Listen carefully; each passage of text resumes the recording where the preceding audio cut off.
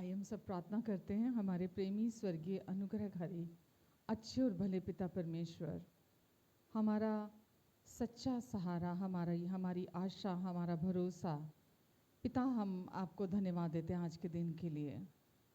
आपका अनुग्रह का सिंहासन हमारे लिए है, ताकि जो भी हमारी आवश्यकता है, जो भी हमारी ज़रूरत है, हम उस समय पर आपके अनुग्रह को अपने लिए रिसीव करें।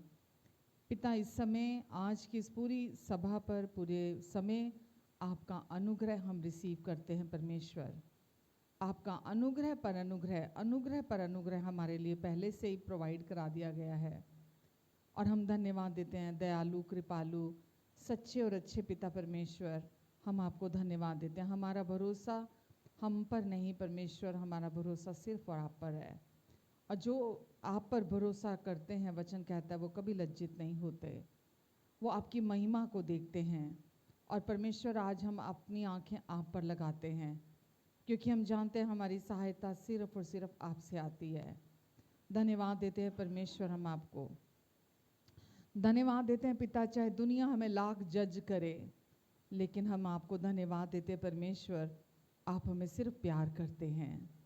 आप हमें हमेशा प्यार करते हैं और एक जैसा प्यार करते हैं, क्योंकि आप जानते हैं कि हम मनुष्य ही तो हैं, इसीलिए आप हमेशा हमें एक जैसा प्यार करते हैं परमेश्वर। हम हर दिन आपसे सीख रहे हैं, हम हर दिन बढ़ रहे हैं, और हम धन्यवाद देते हैं परमेश्वर, आप हमें और अधिक निर्भर होना सिखा रहे हैं। धन्यवाद पिता, आपकी स्तुति करते हैं, आपको दिल से धन्यवाद देते हैं परमेश्वर। जितने लोग यहाँ हैं, जितने लोग ऑनलाइन हैं, सब पर आप अपना अनुग्रहकारी हाथ बढ़ाएं, सबको आप ब्लेस करें नामों नाम, सबको अपनी बुद्धि, अपना फेवर देंगे आज आप परमेश्वर। और आप यहाँ हमारे बीच में हैं, अपनी परफेक्ट विल को, अपनी सिद्ध इच्छा को हमारे जीवन में पूरा करने के लिए हम आपको धन्यवाद देते हैं परमेश्वर। धन्यवाद देते हैं पिता, पूरे समय वर्शिप के समय, पूरे वचन की सर्विस के समय, प्रार्थनाओं में परमेश्वर, हर समय आप हमारे साथ हैं यहाँ हमारी मदद करने के लिए, और परमेश्वर हर एक को अपनी संपूर्णता में चलाने के लिए हम आपको धन्यवाद देते हैं। आप कहते तो सारा बोझ मुझ पर डाल दे, क्योंकि मुझे तेरा ध्यान है, क्योंकि मुझे तेरा ध्यान है। हाँ परमेश्वर, इस समय अपना सारा बोझ आप चाहते हैं यहाँ मौजूद और जो ऑनलाइन है, अपना सारा बोझ आपको दे दें, क्योंकि आपको इनका ध्यान है। धन्यवाद परमेश्वर, धन्यवाद पिता। इन सब को आप आज पूरी रीति से आज़ाद करने जा रहे हैं, क्योंकि ये अपनी आंखें आप पर लगा रहे हैं परमेश्वर, और आप कहते हैं कि मैं तेरा कर्ता, मैं तेरा पति हूँ, इसीलिए तो मत डर, इधर उधर मत ताक, क्योंकि मैं तेरा परमेश्वर हूँ। मैं तुझे सिद्ध करूँगा, मैं तुझे मदद करूँगा, और अपने धर्म में दाहिने हाथ से मैं तुझे हमेशा संभाल के रखूँगा। धन्यवाद परमेश्वर, धन्यवाद। जब हम चारों तरफ देखते हैं, सच में परिस्थितियाँ विचलित करने वाली, डराने वाली, चिंतित करने वाली, डिप्रेस करने वाली होती हैं, पर जब हम आपकी ओर देखते हैं परमेश्वर, सब कुछ बदल जाता है, सब कुछ बदल जाता है, क्योंकि हम अपनी सामर्थ पर नहीं, आपकी सामर्थ पर भरोसा रखते हैं, और आपसे सब कुछ हो सकता है। आमेन, आमेन, हालेलुया। हम यीशु के नाम को ऊंचा उठाते हैं, क्योंकि यीशु का नाम हर नाम से ऊंचा है, हर बीमारी, हर चिंता के नाम से, हर डर के नाम से, हर तरह के जो भी इस संसार में नाम है, यीशु का नाम हर नाम से ऊंचा है। हालेलुया। आज अपनी हर समस्या को अपने पैरों के नीचे देखिए, हर श्राप को अपने पैरों के नीचे देखिए, हर वो सिचुएशन जो आपको बहुत बड़ी दिखती है, उसको अपने पैरों के नीचे देखिए, क्योंकि यीशु का नाम अब आपके पास है, और यीशु का नाम सबसे ऊंचा है। आमेन, क्योंकि उस नाम ने मृत्यु पर जय पाई है, और वो नाम ऊंचे पर उठाया गया है। हर समस्या को ख़त्म करके वो नाम ऊंचे पर उठाया गया है। आमेन, हालेलुया। यीशु तेरा नाम सबसे ऊंचा है, यीशु तेरा नाम सबसे ऊंचा है, यीशु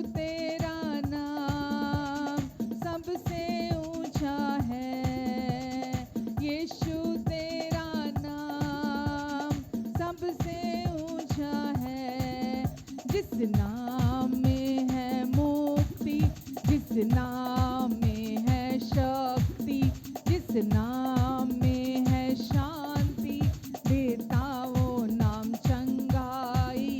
जिस नाम में है मुक्ति, जिस नाम में है शक्ति, जिस नाम में है शांति, देता वो नाम चंगाई।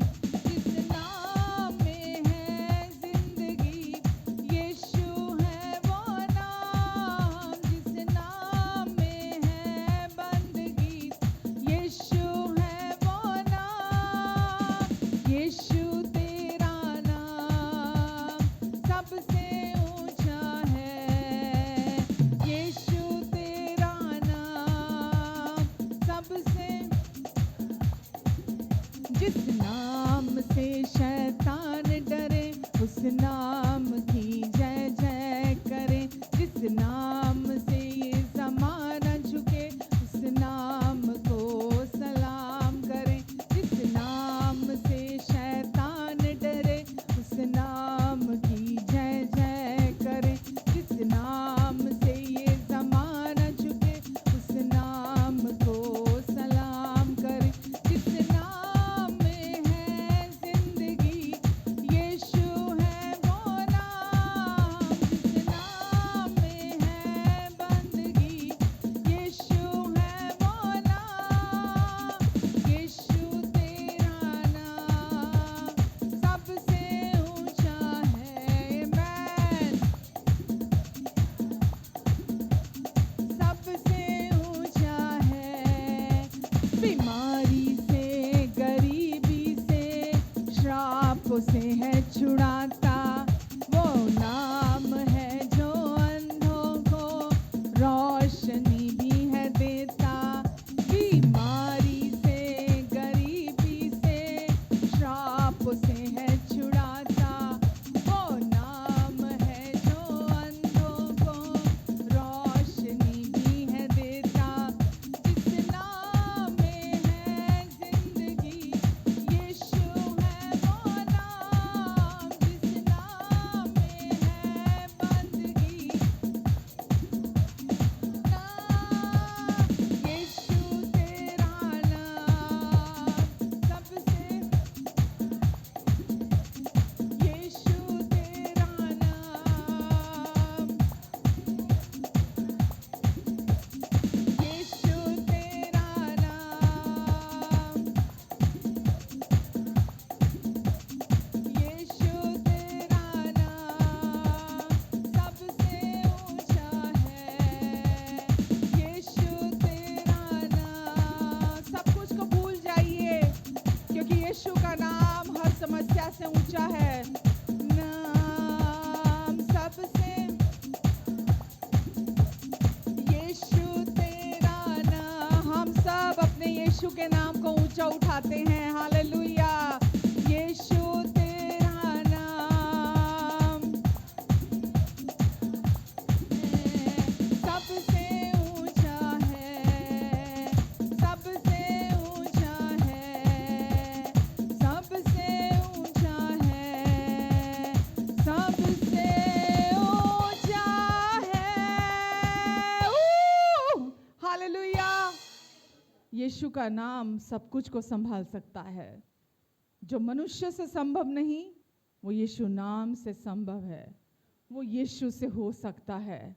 हम मनुष्य होने के नाते थक जाते हैं, अपनी कोशिशों से हार जाते हैं, लेकिन जैसे ही हम यीशु की तरफ देखते हैं, हर उस संघर्ष से जो हम शरीर में करने लग जाते हैं, हमें यीशु छुटकारा दिलाते हैं।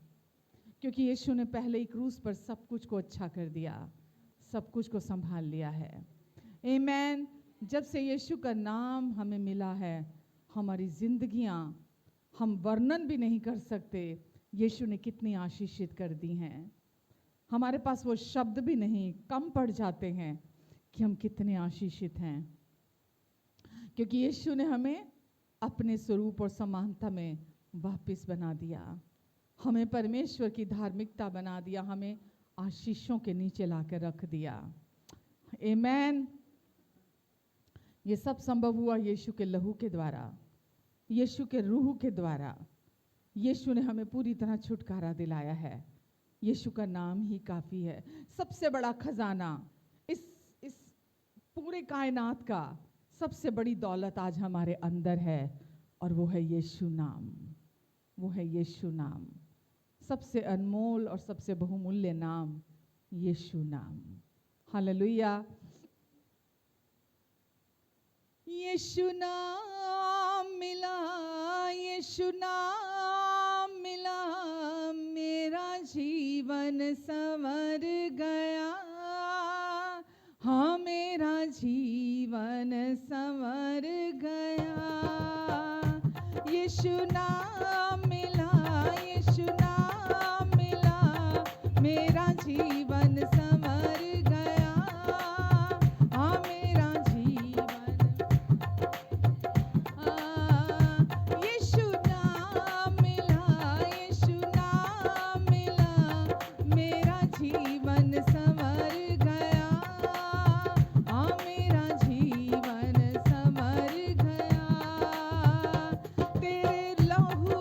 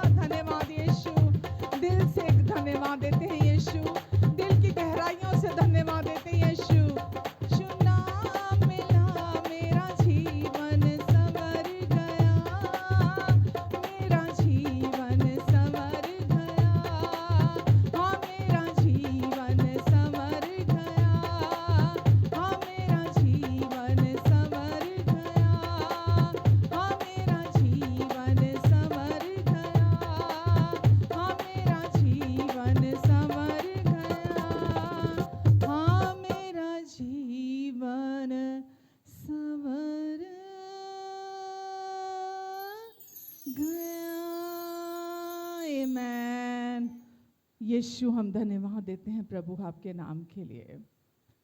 हमारे लिए हर दुख सह लेने के लिए यीशु, वचन कहता है, वो हमारे अपराधों के लिए घायल हुआ, हमारे अधर्म के कामों के लिए कुचला गया, हमारी शांति के लिए उसने अपने ऊपर ताड़ना को सह लिया, ताकि उसी के कोड़े खाने से हम चंगे हो जाएं। और हम आज से 2000 साल पहले ही यीशु के कोड़ों से चंगे हो चुके हैं, क्योंकि यीशु ने हमारे सारे पाप और अपराध अपने ऊपर ले लिए और हमें अपनी धार्मिकता बना दिया। Hallelujah, hallelujah. यीशु जैसा असीम प्यार कोई नहीं कर सकता। वो दया का धनी है, वो हमसे सबसे ज़्यादा प्यार करने वाला प्रभु है। वो खुद परमेश्वर देह धारण करके इस धरती पर आए हैं पुत्र के रूप में, ताकि अपनी संतानों को वापस अपने साथ एक कर लें, मिलाप कर लें, वापस से एक आत्मा होकर के जोड़ दें अपने साथ। हम पिता आपकी इस कृपा के लिए सच में हम हैरान होते हैं कि आपको हमारी कितनी फिक्र है, आपको हमारी कितनी चिंता है, आपको हमारा कितना ख्याल है, और आप हमें कितना प्यार करते हैं, अपने पूरे दिल से प्यार करते हैं। और हमारा आज रिश्ता आपसे पिता और पुत्र का है, जो सबसे अडिग, सबसे ऊंचा, सबसे महान और अटूट रिश्ता है। हर किसी भी रिश्ते से बड़ा रिश्ता है। और हम अपनी आंखें आपके प्यार पर लगा कर रखते हैं, और हम धन्यवाद देते हैं परमेश्वर। हम इस संसार में रहते ज़रूर हैं, लेकिन हम इस संसार से बिलोंग नहीं करते, अब हम आपसे बिलोंग करते हैं। आमीन, हालेलुया। तू प्यार का सागर, सागर दया का तू है। तू प्यार का सागर, सागर दया का तू है। तू प्यार का सागर, सागर दया का तू है। तू प्यार का सागर, सागर दया का तू है। तेरे प्यार के सागर में हम तैरना चाहते हैं। तेरे प्यार के सागर में हम तैरना चाहते हैं। तू प्यार का सागर, सागर दया का तू है। तू प्यार का सागर, सागर दया का तू है। गहराई मिले सागर की, ऊंचाई मिले आसमां की। गहराई मिले सागर की, ऊंचाई मिले आसमां की। कोई नाप ना पाएगा उस प्यार को जो आप मुझे करते हैं। इन तेरे प्यार की कल्पना कीजिए, कोई नाप ना पाएगा। गहराई, तू प्यार का सागर, सागर दया का तू है। तू प्यार का सागर, सागर दया का तू है। परमेश्वर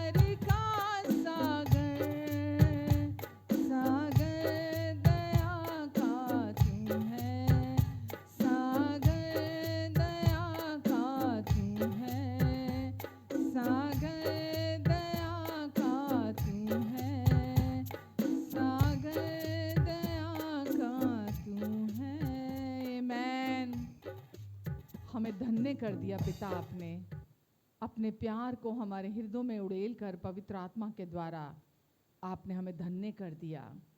आज हम खाली वेसल्स नहीं हैं, आज हम खाली नहीं हैं, आज हम भर दिए गए हैं आपकी उपस्थिति, आपके प्यार से हम अंदर से भरे हुए हैं। हम पिता दिल की गहराइयों से आपको धन्यवाद देते हैं परमेश्वर। कुछ भी हमारे जीवन में आपसे अधिक महत्वपूर्ण नहीं है, कुछ भी आपसे बढ़कर नहीं है, क्योंकि जिसने आपका स्वाद चख लिया वही जानता है कि आप कितने भले पिता हैं।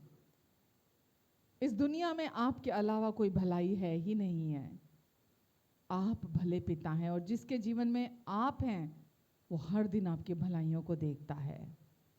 पिता हम आपको धन्यवाद देते हैं, हम सब भी हर दिन आपकी भलाइयों को अपने जीवन में देखेंगे।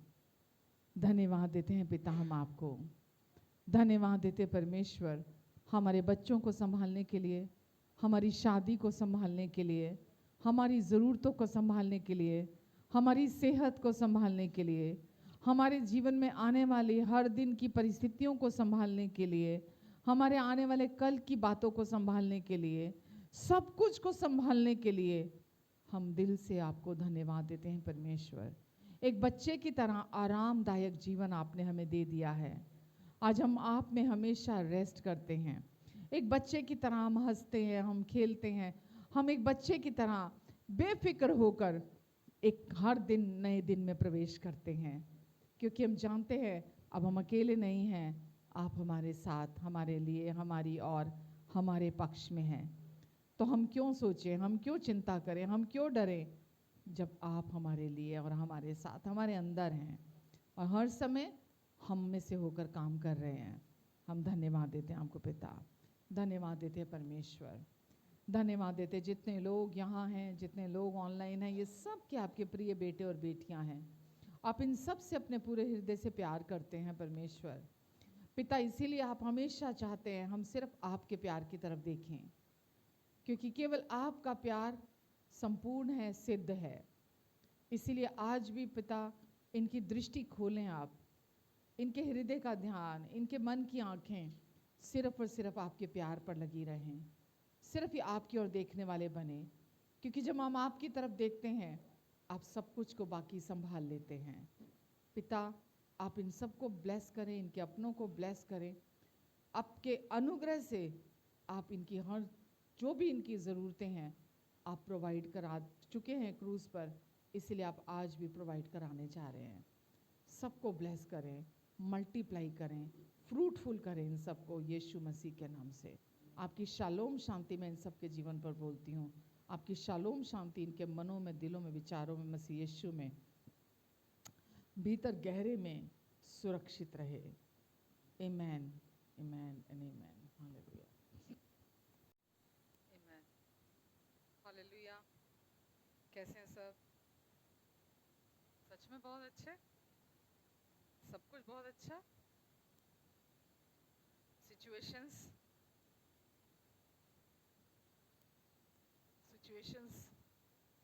सबकी ठीक है, कोई सिचुएशन नहीं है लाइफ में हाँ, सिचुएशंस तो चलती रहती हैं, वो कभी हम नहीं कह सकते सिचुएशन आनी बंद हो गई ना, पर हम अच्छे हैं। मैं सिचुएशन चाहे कैसी भी हो, क्योंकि अब हमारा भरोसा किसी चीज़ पर नहीं, प्रभु पर है, और जो हमसे नहीं हो सकता वो उनसे हो सकता है। परमेश्वर भी चाहते हैं हम अपने ना, जो हमारे हम में जितनी स्ट्रेंथ है, हम में जितनी पावर है ना, उसके अंत पे आ जाए हम। एक ह्यूमन टेंडेंसी होती है ना, जब तक दम है लगे रहेंगे ना? परमेश्वर बोलते जब थक जाए तो मैं खड़ा हूं तेरे साथ। अपनी कोशिशों से जब तू थक जाए ना, कोशिशें क्या हैं?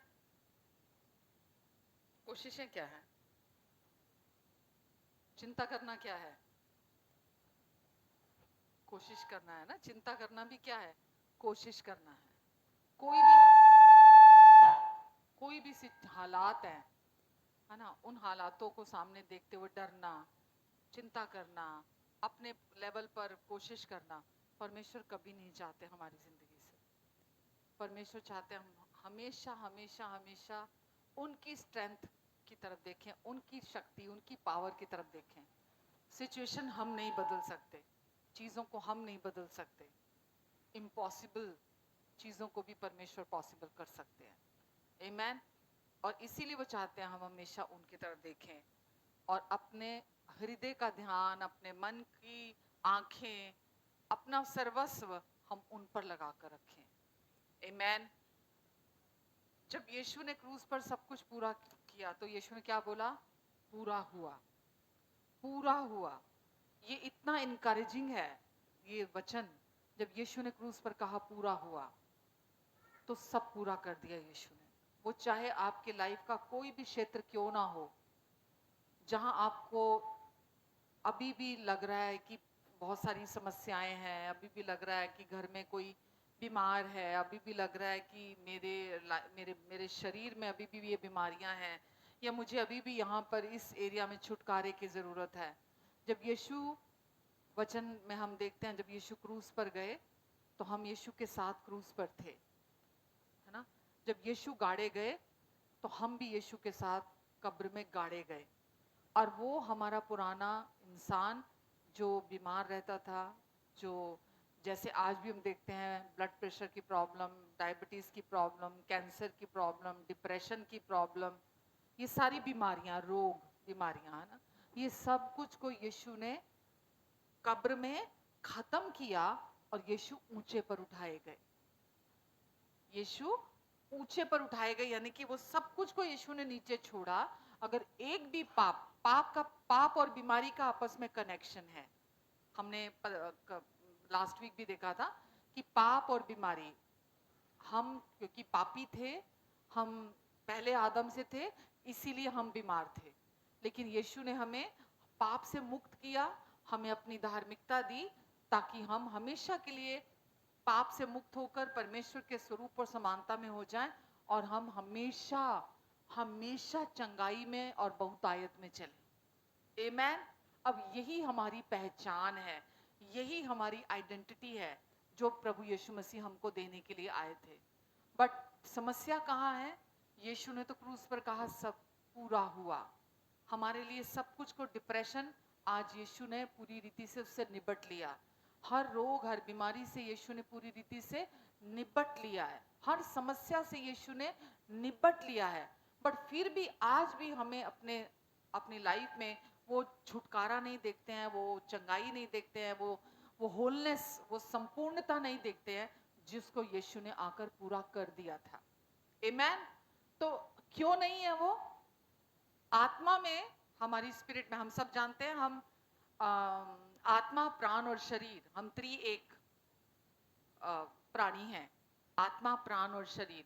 हमारी स्पिरिट में हम पूरी तरह से जैसा प्रभु यीशु मसीह हैं, हम अभी भी इस समय भी आप अपनी आत्मा में बिल्कुल यीशु के जैसे हो। आमेन। परमेश्वर ने आपको अपने स्वरूप और समानता में बना दिया है। पर हमारी समस्या ये है, समस्या मतलब एक फैक्ट जिसको हम ज्यादा फोकस करके रखते हैं, वो ये है कि हम इस संसार में रहते हैं, हम बॉडी में हैं और हम इस संसार में रहते हैं। और क्योंकि हम इस संसार में रहते हैं, हम इस बॉडी को भी और इस संसार को भी हम संपूर्ण सच मान लेते हैं कि पूरा सच यही है, हम शरीर हैं और हम इस संसार में रहते हैं। इस वजह से ही हम उस दुविधा में पड़े रहते हैं और हम समझ नहीं पाते हैं कि क्यों मेरी लाइफ में सब कुछ ठीक नहीं है, क्यों मेरी लाइफ अभी भी ऐसी है। आमेन। हालेलुया।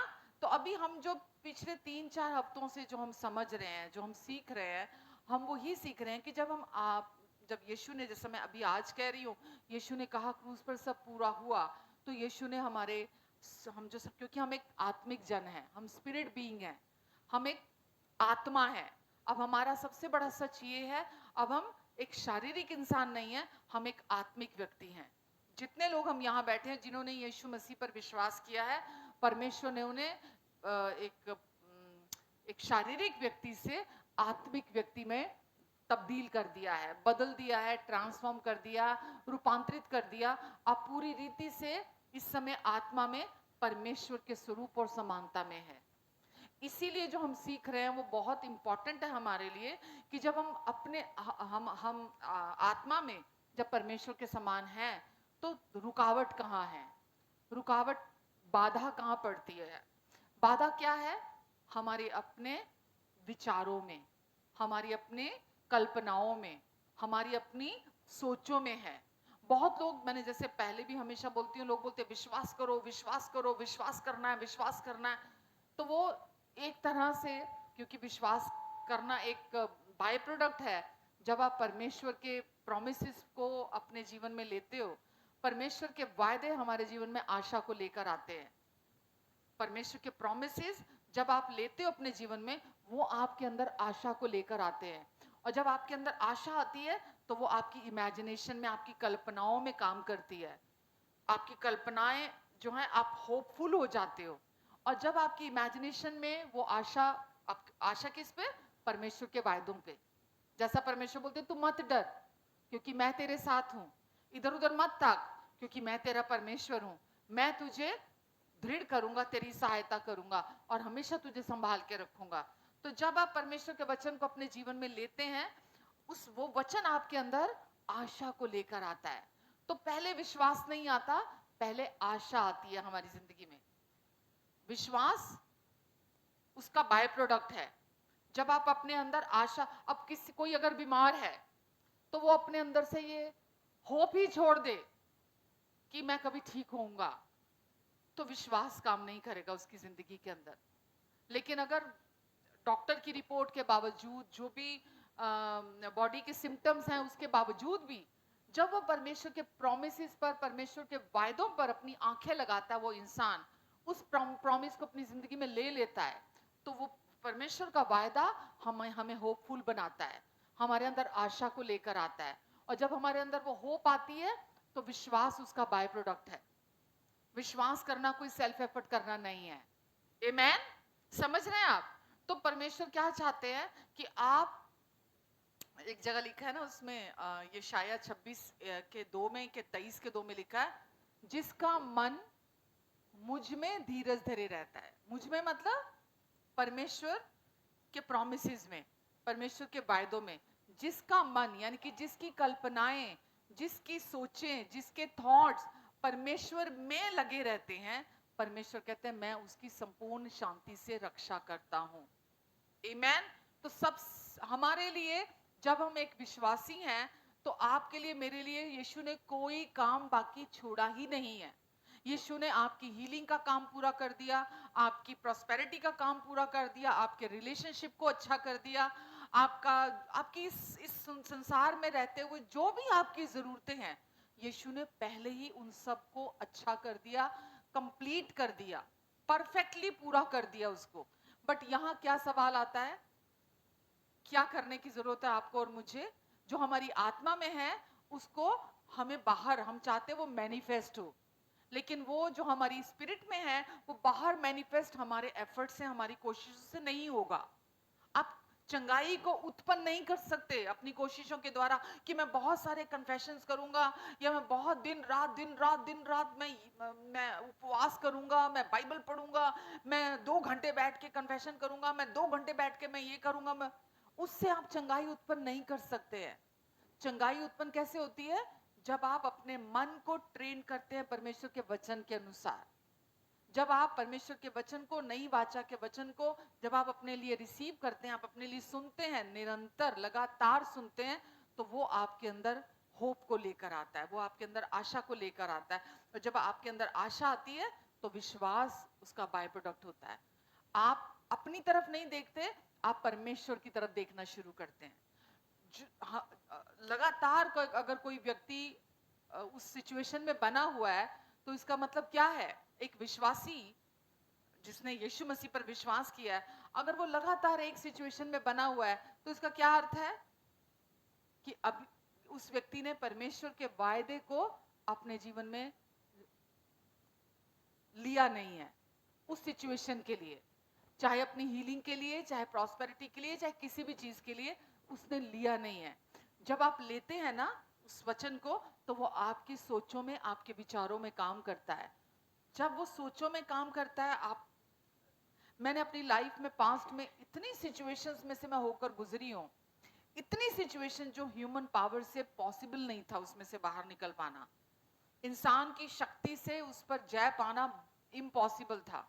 लेकिन इतनी बड़ी बड़ी, जैसा कि लाल समुंदर है ना, ऐसी सिचुएशन हो कि आप उसमें से बाहर नहीं निकल सकते अपनी स्ट्रेंथ से, लेकिन जब परमेश्वर साथ में होते हैं तो आप कोई भी सिचुएशन से बाहर निकल जाते हैं।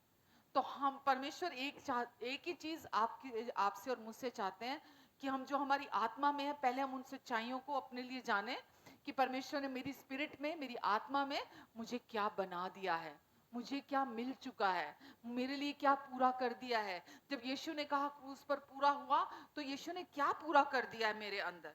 हम सिचुएशंस में ढेर होकर बैठ जाते हैं, या हम हार मान कर बैठ जाते हैं, उससे सिचुएशन बदलने वाली नहीं है। चाहे वो आपकी हेल्थ से रिलेटेड हो, चाहे वो आपके रिलेशनशिप से जुड़ी हुई हो, चाहे आपके आने वाले कल की चिंताएं हो, चाहे कोई भी एरिया हो, आपके किसी अपने प्रियजन की हेल्थ हो, कोई भी क्षेत्र हो, वो अपने आप चेंज होने वाली नहीं है, या परमेश्वर को कोसते रहने से वो बदलेगी नहीं, किसी रीति से भी वो बदलेगी नहीं। हमारी कल्पनाओं में, हमारी इमेजिनेशन में बहुत पावर है। आपको ये समझना पड़ेगा कि तभी वचन में, जब हमने लास्ट वीक भी देखा था, लिखा था, तो इस संसार के जैसे मत बनो।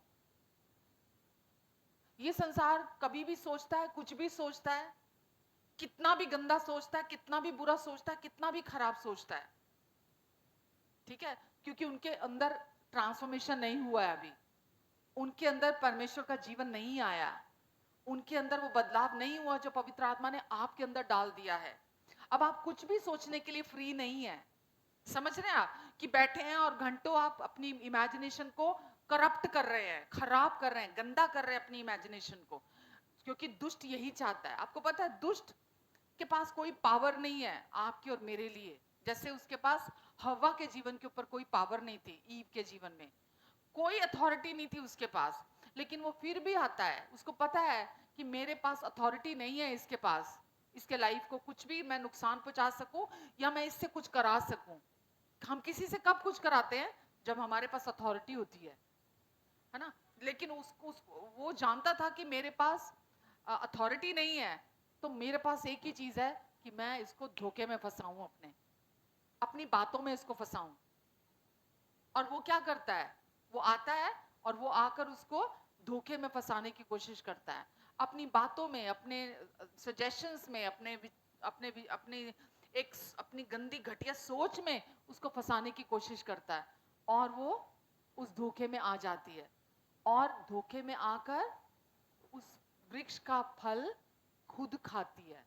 शैतान ने नहीं डाला उसके मुंह में, उसने नहीं किया कुछ, बट उसने क्या किया?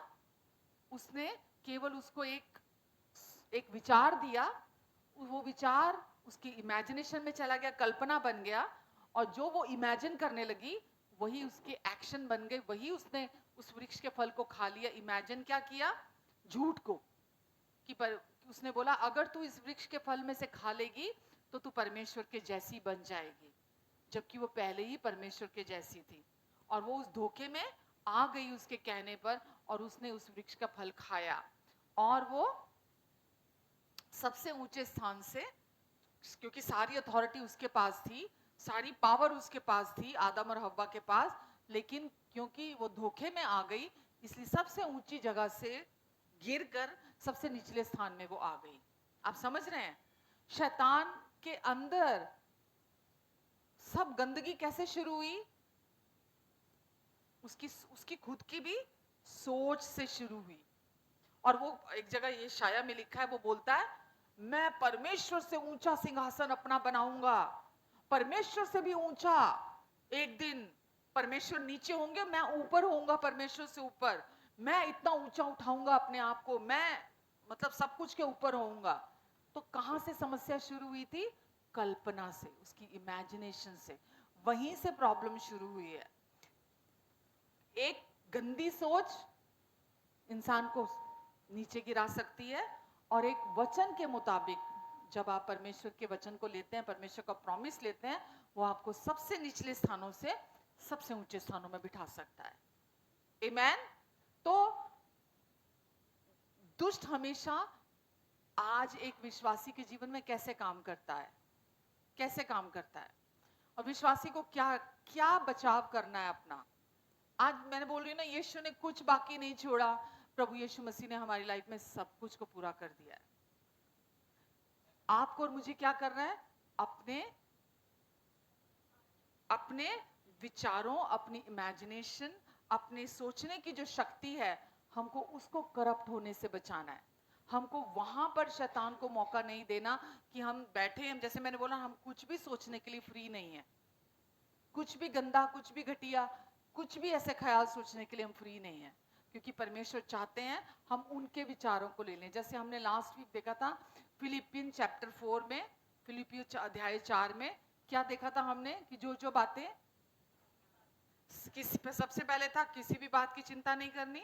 फिर ये था आपके प्रार्थना, विनती, निवेदन, यानी कि प्रार्थना भी, विनती भी, निवेदन भी, कि जो आपसे नहीं हो पा रहा, जो करने में आप वीक हो, जो आपको लग रहा है मैं सिचुएशन चेंज नहीं कर सकती, मैं ये बदल नहीं सकती, तो मेरे प्रार्थना, विनती, निवेदन धन्यवाद के साथ परमेश्वर के सम्मुख उपस्थित किए जाएं।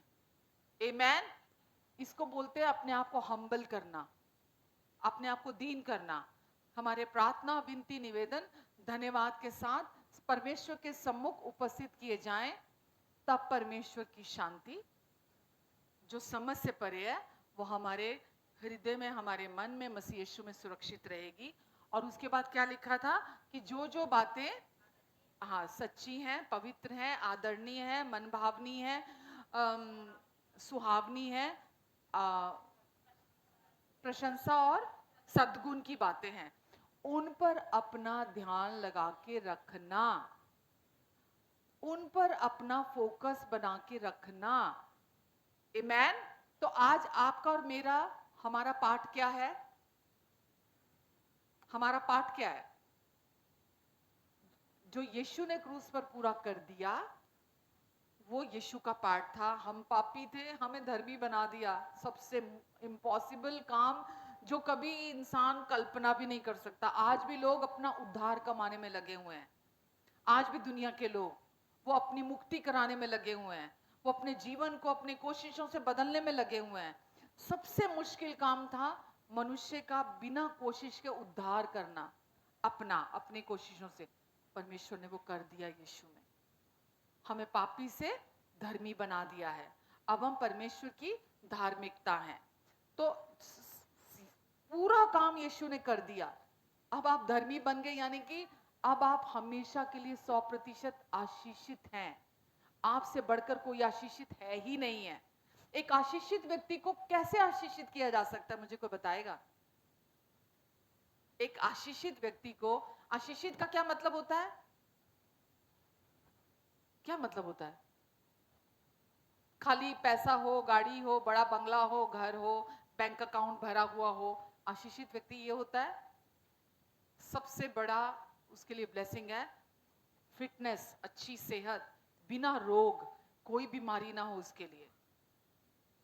जैसा हमने पहले भी देखा, क्योंकि अब हम धर्मी हैं इसीलिए हम चंगे कर दिए गए हैं। अपनी कोशिशों से ये नहीं हुआ है। मैंने एक स्टोरी आपके साथ शेयर की थी, जब इजरायली लोग गिनती में, जो नंबर्स की बुक में 21 में थी शायद, कि जब उन्होंने परमेश्वर के विरुद्ध पाप किया था इजरायलियों ने, तो परमेश्वर को बहुत गुस्सा आया था। तो वहां पर, क्योंकि उन्होंने मूसा पर वो चिल्लाए थे, गुस्सा किया था, तो वहां पर सांप निकल आए थे और सांप उनको निकलकर काटने लगे थे। ये दंड मिला था, उसका परिणाम था, क्योंकि वो कुड़कुड़ा रहे थे, गुस्सा कर रहे थे, मूसा पर चिल्ला रहे थे, परमेश्वर पर चिल्ला रहे थे, और वहां सांप निकल आए थे। तो परमेश्वर ने क्या बोला था? मैं यहाँ आपको पुराना नियम बता रही हूँ, नया नहीं है ये, पुराना नियम बता रही हूँ। जबकि उनकी गलती की वजह से सांप निकल कर आए थे। परमेश्वर ने क्या बोला था मूसा से कि मूसा एक पीतल का सांप ले, और पीतल का सांप लेके ऊंचे पे तू टांग दे, और जिन लोगों को भी सांप काट रहे हैं या जो घायल हो गए हैं, घाव है, उनको क्या बोल तू? उस सांप की तरफ देखना, और जैसे वो सांप की तरफ देखेंगे क्या हो जाएंगे? ये कौन सा है, पुराना नियम के नया नियम? उनको क्या माफिया मांगने के लिए बोला परमेश्वर ने? उनको क्या कन्फेशन करने के लिए बोला परमेश्वर ने?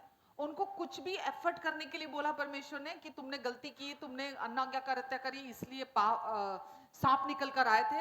अब जब तक तुम नाक नहीं रगड़ोगे, अब जब तक तुम रोओगे नहीं, चिल्लाओगे नहीं, माफी नहीं मांगोगे, तुम बहुत सारे उपवास नहीं करोगे, मैं तुम्हारे लिए कुछ नहीं करूंगा। क्या क्या किया उन्होंने? कुछ किया उन्होंने चंगा होने के लिए? क्या किया उन्होंने? वो सिंबॉलिक किसका था? प्रभु यीशु मसीह का। उन्होंने उस पीतल के सांप को देखा और जैसे ही उस तरफ आंखें लगाई, उसी समय घाव चंगे हो गए। उसी समय जो कुछ भी नुकसान उनका हुआ था, वो एकदम तुरंत उसी समय चंगे हो गए। आमेन। आप समझ रहे हैं? आज हम उससे बेटर कवनेंट में हैं, उत्तम वाचा में हैं, उत्तम मध्यस्थ है आज हमारे पास। वो तो एक एक पीतल का सांप था, लेकिन अभी यीशु ने हमारे लिए क्रूस पर जब कहा पूरा हुआ, तो यीशु ने सब काम को पूरा कर दिया। और आज परमेश्वर क्या करने के लिए आपको बोल रहे हैं? सिर्फ क्या करना है? सिर्फ प्रभु यीशु मसीह की तरफ देखना है। आपकी सोच, आपके विचार, आपकी इमेजिनेशन, आपकी कल्पनाएं कहाँ होनी चाहिए? सिर्फ यीशु पर आपको लगा के रखनी है। जो भी मेरी सिचुएशन है, जो भी मेरी जरूरत है, सब कुछ यीशु ने पहले ही मेरे लिए क्रूस पर पूरा कर दिया। परमेश्वर का अनुग्रह का सिंहासन हर समय मेरे लिए खुला हुआ है। परमेश्वर मुझे जज नहीं कर रहे, वो मेरी निंदा नहीं कर रहे, वो मुझ में दोष नहीं ढूंढ रहे। इजराइलियों में नहीं ढूंढे परमेश्वर ने, जो पुरानी वाचा में थे। आज आप तो उनके निज संतान हो। यीशु ने अपने लहू के द्वारा आपको धोकर शुद्ध कर दिया, अपनी सच्चाई के द्वारा पवित्र कर दिया। आप तो मतलब अब परमेश्वर के स्वरूप और समानता में वापस बना दिए गए हो। तो परमेश्वर आपके प्रति और कितने अधिक परमेश्वर कृपालु और दयालु हैं। और हम आज भी अपने आप को परमेश्वर के पास आके नहीं खड़े होते, ना उन पर, उनकी तरफ देखते हैं, ना उन पर भरोसा करते। बस सिचुएशन जैसी है, हम सिचुएशन में ही चलते रहते चलते रहते चलते रहते चलते रहते। हम बने रहते उस सिचुएशन के अंदर। हमें लगता है कि नहीं, शायद कोई चमत्कार हो जाएगा, शायद कुछ ये ऐसा हो जाएगा, शायद हम कन्फेशन करते रहते हैं, अंगीकार करते रहते हैं कि मैं बहुत सारे अंगीकार करूंगा, बहुत सारे कन्फेशन करूंगा, तो शायद तब परमेश्वर मेरी सिचुएशन को चेंज कर देंगे। हम इंतजार करते हैं सिचुएशन के चेंज होने का। अब आप नई वाचा में हैं, सिचुएशन को चेंज होने का इंतजार आपको नहीं करना। आपको ये पता होना चाहिए कि यीशु ने आपके लिए सब कुछ को पूरा कर दिया है। जब यीशु ने जोर से, ऊंचे से चिल्ला कर कहा पूरा हुआ, तो परमेश्वर ने आपकी चंगाई का हो, चाहे आपके फैमिली का हो, आपके अपने खुद का, कैसे कैसे चंगा कर दिया। इसका क्या मतलब क्या हुआ? जब यीशु क्रूस पर, जैसे मैंने अभी पहले बोला, जब यीशु क्रूस पर थे, तो हमारा पुराना इंसान यीशु के साथ क्रूस पर पूरी तरह से मर गया। जब यीशु गाड़े गए, तो वो पुराना इंसान जो पाप में और श्राप में था, जिसकी वजह से वो शरीर बीमार रहता था, डिप्रेस रहता था, रोगी रहता था, कमी घटी में रहता था, अभाव में रहता था, वो क्या हुआ? वो पुराना इंसान जो श्रापित था, वो कब्र में चला गया, वो दफन हो गया। और जब यीशु मुर्दों में से जी उठे, तो वो पुराना इंसान वही मर गया। हम भी यीशु के साथ जी उठे, और वो जो भी रोग, बीमारियां, डिप्रेशन, जो कुछ भी था, वो पूरी रीति से खत्म कर दिया यीशु ने हमारी जिंदगी से। अब वो आपके ऊपर अधिकार नहीं रखती। कोई कैंसर आप पर अधिकार नहीं रखता, कोई ब्लड प्रेशर आप पर अधिकार नहीं रखता, कोई डायबिटीज आपके ऊपर अधिकार नहीं रखती, कोई बॉडी पेन आपके ऊपर अधिकार नहीं रखता, कोई हेयर फॉल आपकी लाइफ में अधिकार नहीं रखता, कोई भी किसी भी तरह की कोई समस्या, अब उसका आपके ऊपर अथॉरिटी नहीं है, आपके ऊपर अधिकार नहीं है। उसका अधिकार किसके ऊपर था? उस पुराने इंसान के ऊपर था। वो पुराने इंसान का क्या हुआ? वो क्रूस पर मर गया, क्रूस पर कीलों से जड़ दिया गया, फिर उसको नीचे उतारकर गाड़ दिया गया, और जब यीशु जी उठे वो पुराना वही मर गया, खत्म हो गया, नया जी उठा। आमेन। इसीलिए वचन में लिखा, अब जो मसीह में है वो नई सृष्टि है। अब जो मसीह में है वो नई सृष्टि है, पुरानी सारी बातें बीत गई, देखो सब कुछ नया हो गया है। लेकिन हमारी दुविधा क्या है? एक जगह शायद रोमियो 8 में लिखा है, शरीर पर मन लगाना तो मृत्यु है, पर आत्मा पर मन लगाना जीवन और शांति है। क्या समझ में आ रहा है आपको? शरीर पर मतलब शरीर, श्रापित शरीर, क्योंकि वो आदम से आया था, उसकी पहचान ही यही थी, वो पापी था और वो श्रापित था जो आदम से चला आ रहा था। अब आप शरीर नहीं हो, अब आप एक आत्मा हो। तो वचन क्या कह रहा है? शरीर पर मन लगाना, यानी कि आपकी सोच, आपके विचार, आपकी कल्पनाएं, जो आपकी इमेजिनेशन है, आप जब उस पर अपना मन लगाते हो तो उसको, उस पर मन लगाना क्या है? आप श्राप को, जब शरीर को फोकस करते हो तो आप श्राप को फोकस करते हो। जब आप श्राप को फोकस कर रहे हो तो आप उसको पावर दे रहे हो। अब जिस चीज को फोकस, जैसे हव्वा ने अदन की वाटिका में किसको फोकस किया था? अपने कान सुनने के लिए किसको दिए थे? शैतान को दिए थे। उसने अपनी पावर कैसे दी थी? उस पर फोकस करने के द्वारा, है ना? और जैसे उसको अपनी, उस पर अपना ध्यान दिया, वैसे अपनी पावर उसको दे दी। आज भी हम क्या करते हैं? आज भी हम, जब भी हमारा फोकस बीमारी पर, रोग पर, सिचुएशंस पर, है ना, इन चीजों पर होता है, तो हम उसको क्या कर रहे होते हैं? हम उसको पावरफुल कर रहे होते हैं अपनी लाइफ के अंदर। उसको पावरफुल मतलब श्राप को पावरफुल कर रहे होते अपनी लाइफ के अंदर। समझ रहे हैं आप? आप उसको और पावर दे रहे हैं। जब आपका ध्यान उस पर है ना, आपका फोकस उस पर है, आप उसको और पावर दे रहे हैं। कि शरीर पर, मैं नहीं कह रही, वचन कह रहा है, शरीर पर मन लगाना मृत्यु है, पर आत्मा पर मन लगाना जीवन है, जीवन और शांति है। जब आप आत्मा पर, आत्मा मतलब जो अब आप हो, जो यीशु ने आपको बना दिया है, जो अब आप, जब यीशु ने कहा पूरा हुआ, तो आपके अंदर यीशु ने सब कुछ को पूरा कर दिया। वो पुराना इंसान ही खत्म कर दिया जो फैक्ट्री थी पाप की, वो पुराना इंसान ही खत्म कर दिया अंदर से। और वो अब पापी इंसान नहीं रहा तो श्राप नहीं रहे। श्राप की वजह से बीमारियां आती थी, जब वो श्राप नहीं रहे तो बीमारियां भी नहीं रही। वो फैक्ट्री ही यीशु ने सील कर दी, खत्म कर दी वो फैक्ट्री वहां से। अब वो नहीं है। पर वो उत्पन्न कहां से हो रहा है? अभी भी रोग, बीमारियां, बॉडी में सिम्टम, वो कहां से आ रहे हैं? हमारी सोच से। हम अपना ध्यान उनको देते हैं, जब बीमारी को, बॉडी के सिम्टम्स को, डॉक्टर की रिपोर्ट को, अपनी नेगेटिव सिचुएशन को, अपने पास्ट में हुई बातों को, हम जिस चीज को भी अपना फोकस दे रहे हैं, ध्यान दे रहे हैं, वही हम प्रोड्यूस कर रहे हैं।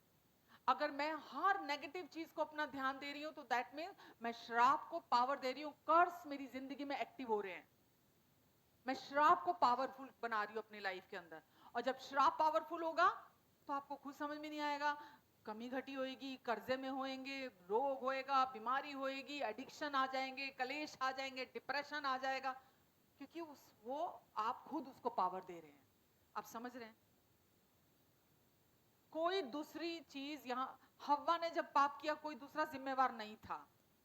हव्वा ने अपना ध्यान देके अपनी सारी पावर दे दी थी। शैतान हारा हुआ है, वो हमारा दुश्मन है, पर वो हारा हुआ है और निहत्था है, उसके पास कोई पावर नहीं है। कुलूसियों में लिखा है ना कि यीशु ने क्रूस से उसको उतार कर उसका खुल्लम खुल्ला तमाशा बनाया। उससे सारी पावर यीशु ने छीन ली जो हव्वा ने धोखे में आकर दे दी थी। यीशु आए थे ताकि शैतान से उस अथॉरिटी को, उस पावर को वापस ले ले और वो वापस हमें दे दें। और यीशु ने आकर वो वापस आपको और मुझे दे दी है। यीशु ने एक जगह मत्ती शायद 28 में लिखा कि मैं तुम्हें शत्रु की सारी सामर्थ पर अधिकार देता हूं। कौन सी सामर्थ, कौन सा अधिकार जो हव्वा ने धोखे में आकर दे दी थी शैतान को? कैसे दी थी? फोकस, अपना अटेंशन, अपना ध्यान देने के द्वारा। और जैसे ही उसने उसके जो वो शब्द बोले थे शैतान ने, जैसे ही हव्वा ने वो शब्द लिए, वो वैसा ही सोचने लग गई, वो वैसा ही इमेजिन करने लग गई। और जैसे वो इमेजिन करने लग गई, उसका बाय प्रोडक्ट क्या हुआ? वो पाप किया उसने, और वो सबसे ऊंचले स्थानों से सबसे निचले स्थान में आ गया। आपकी, मेरी, हम सबकी लाइफ, कोई अलग नहीं है हम। मैं कोई पावरफुल ह्यूमन बीइंग नहीं हूं, सुपर ह्यूमन नहीं हूं मैं। मुझे भी अपने थॉट्स को, मुझे भी अपने विचारों को प्रभु के अनुसार बनाना पड़ता है। जैसे यीशु की सोचें, वचन पर, प्रॉमिसेस पर फोकस करना, मतलब जैसे परमेश्वर के विचार हैं, जो परमेश्वर की सोचें हैं, वही मेरी सोचें हो जाएं। जब वही मेरी सोचें हो जाएंगी तो मेरे लिए, मतलब शैतान को मुझे धोखे में फंसाना, मुझे टेम्प्ट कर पाना, उसके लिए बहुत मुश्किल हो जाएगी। वो नहीं कर पाएगा। मेरी लाइफ में अगर मैं देखूं, बहुत सारे एरियाज ऐसे हैं कि शैतान को बहुत स्ट्रगल है मुझे धोखे में फंसाने के लिए, है ना? क्योंकि जब आप वीक एरियाज छोड़ते हो तो शैतान उन्हीं वीक एरियाज को इस्तेमाल करने के लिए, उन कमजोर एरियाज को इस्तेमाल करने के लिए आता है। अगर आप कोई वीक एरिया नहीं छोड़ते हो तो शैतान आपको, बहुत मुश्किल है उसके लिए बहुत स्ट्रगल है आपको धोखे में फंसा पाना। और अगर आपको पता है कि अब मैं बीमार हो ही नहीं सकता, क्योंकि यीशु ने मुझे अपनी धार्मिकता बना दिया है, अब मैं वो पापी इंसान नहीं हूं जो श्राप में था, श्राप की वजह से बीमारियां आती थी। आप क्योंकि अपने मन को, अपनी सोचों को परमेश्वर के अनुसार चेंज नहीं कर रहे हैं, इस वजह से ही आप लस्त पस्त होकर पड़े हुए हैं उस रोग में, उसके साथ, उस बीमारी के साथ। एक विश्वासी जो नई वाचा को जानता है, जो अनुग्रह को जानता है, जो धार्मिकता को जानता है, वो बीमार नहीं हो सकता। मैं कई बार, एक दो लोगों से मैंने बात की, और आपके साथ शायद चर्च में भी मैंने ये बात बहुत बार करी है मैंने। हम इस बात को लेके तो बड़े कन्विंस्ड हैं कि मैं पाप नहीं करूंगा, बहुत कन्विंस्ड हैं, क्योंकि मैं अब विश्वासी हूं, मैं कभी पाप नहीं करूंगा। इस बात को लेके हम बहुत कन्विंस्ड हैं, बिल्कुल मैं पाप नहीं करूंगा। लेकिन इस बात को लेके बिल्कुल कन्विंस नहीं है कि मैं कभी बीमार नहीं होऊंगा, बिल्कुल कन्विंस्ड नहीं है।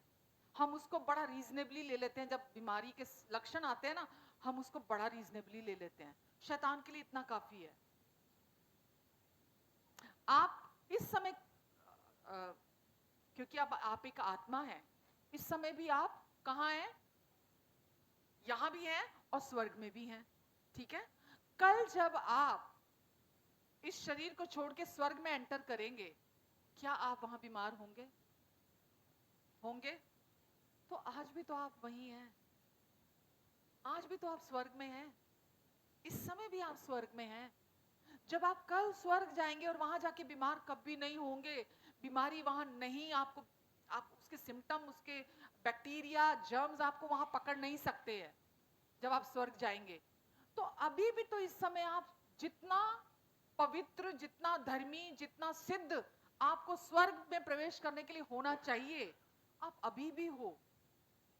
यीशु ने काम पूरा करा है, पूरा कर दिया है। अब आप जैसा पाप के लिए अपने अंदर से बहुत कन्विंस्ड हो कि मैं कभी पाप नहीं करूंगा, मैं पाप नहीं करूंगा, ऐसे ही कन्विंस्ड होना चाहिए कि मैं कभी बीमार नहीं होऊंगा। ये है हमारी सही जीत, ये है सही सच्ची आजादी कि मैं कभी बीमार नहीं होऊंगा। इसके लिए अपने आप को, आपको, आपके मन को ट्रेन करने की जरूरत है, मन का नवीनीकरण करने की जरूरत है। ये नहीं कि आज दर्द हुआ, हॉस्पिटल गई मैं, जैसे कार खराब होती है तो गैराज में लेके जाते हैं ना, तो कोई पार्ट खराब हुआ, उसने, मैकेनिक ने काटा, नया लगा दिया और कार ठीक हो गई। हम डॉक्टर पे जाते हैं, वो पुराने हमारे अंग काट देता है, नए लगा देता है, हम बोलते परमेश्वर का धन्यवाद, यीशु आपने मुझे चंगा कर दिया। हम बीमार ही क्यों हों? हम बीमार ही क्यों हों? हम क्यों नहीं सच को लेकर खड़े होते? हम क्यों अपना कोई वीक एरिया छोड़ते हैं? हमको कोई वीक एरिया नहीं छोड़ना। अगर कोई बॉडी में प्रॉब्लम है, ऐसा क्या है जो जिसमें से आप बाहर नहीं निकल सकते? ऐसा क्या है जो परमेश्वर का प्रॉमिस आपके लिए नहीं कर सकता?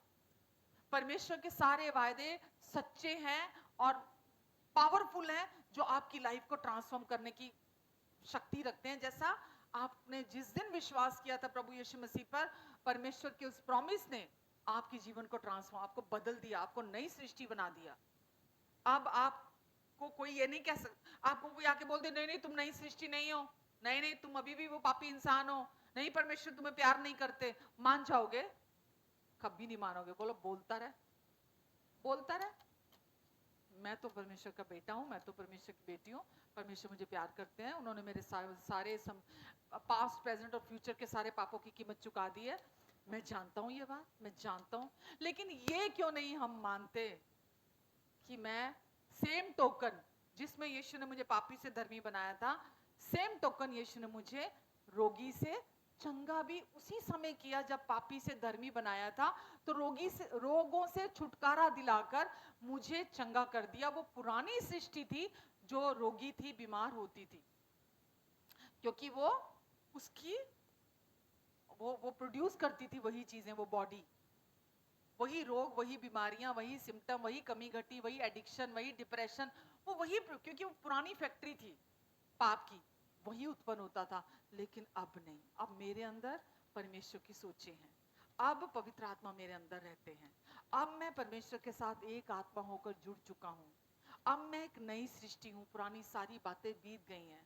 वो पुराना इंसान जो डिप्रेस्ड रहता था, जो बीमार था, जिसको डायबिटीज थी, जिसको ब्लड प्रेशर था, जो बुखार होता था, जिसको कैंसर होता था या होने की 100% संभावना थी, अब वो नहीं है मेरे पास, वो चला गया है। अब ये पूरी रीति से नई बॉडी है मेरे पास, नई मेरी आत्मा में चंगाई डिपॉजिट कर दी गई है। चाहे कोई भी लक्षण आ जाए, कोई भी डॉक्टर मुझे रिपोर्ट आ जाए मेरे डॉक्टर की, मैं उसके साथ राजी नहीं होऊंगा। मैं जानता हूं अब मैं कौन हूं, मैं जानती हूं अब मैं कौन हूं। समझ रहे हैं आप? मैं बार बार आपको बोलती हूँ, हमारे शब्द बहुत इंपॉर्टेंट हैं, लेकिन शब्दों से बहुत ऊंचे हैं हमारे विचार, हमारे थॉट्स। अगर हमारे विचार नहीं बदलेंगे ना, तो बहुत स्ट्रगल आएगा, क्योंकि कौन सी सिचुएशन सामने आ रही है, कौन सा झूठ, कौन सा धोखा शैतान सामने लेके आ रहा है, हमें नहीं मालूम है। बट अगर आप ट्रेन हो पूरी तरह से, आप समझ चुके हो, आप जानते हो कि मैं अब मसीह में कौन हूं, मेरी नई आइडेंटिटी क्या है, मेरी पुरानी आइडेंटिटी के साथ यीशु ने क्या कर दिया है, उसके साथ क्या हो चुका है, अब मैं कौन हूं, मेरी नई आइडेंटिटी क्या है, परमेश्वर मेरे कौन लगते हैं, परमेश्वर मुझे कितना प्यार करते हैं। जब आप इन सच्चाइयों को अपने अंदर, अपने जज्ब करते हो, अपने अंदर लेते हो, आपकी लाइफ चेंज हो जाती है। शैतान चाहता है स्वर्ग के इस तरफ आप रकड़ रकड़ के ये जिंदगी जियो, आप कंफ्यूज होके जिंदगी जियो, पर परमेश्वर चाहते हैं, वो अब आपके पिता हैं और वो चाहते हैं आप इस रिश्ते को जियो। यीशु ने, मैं जब नई नई आई थी तो मेरे लिए फेवरेट चैप्टर थे यूहन्ना 13, 14, 15, 16, 17। मैंने इतने पढ़े हैं ना, जॉन 13, 14, 15, 16, 17, मेरी लाइफ को ट्रांसफॉर्म कर दिया। यीशु ने बोला मैं स्वर्ग से आया हूं और मैं वापस वहीं जाने वाला हूं। जबकि यीशु भी तो शरीर में आए थे, यहीं पर थे, इस संसार में थे, इस धरती पर थे, पर यीशु ने बोला मैं स्वर्ग से आया हूं और मैं स्वर्ग वापस जाने वाला हूं। वो फुल्ली अवेयर थे। अभी आप कौन हो? आप कौन हो? अब आप भी टोटली ट्रांसफॉर्म हो।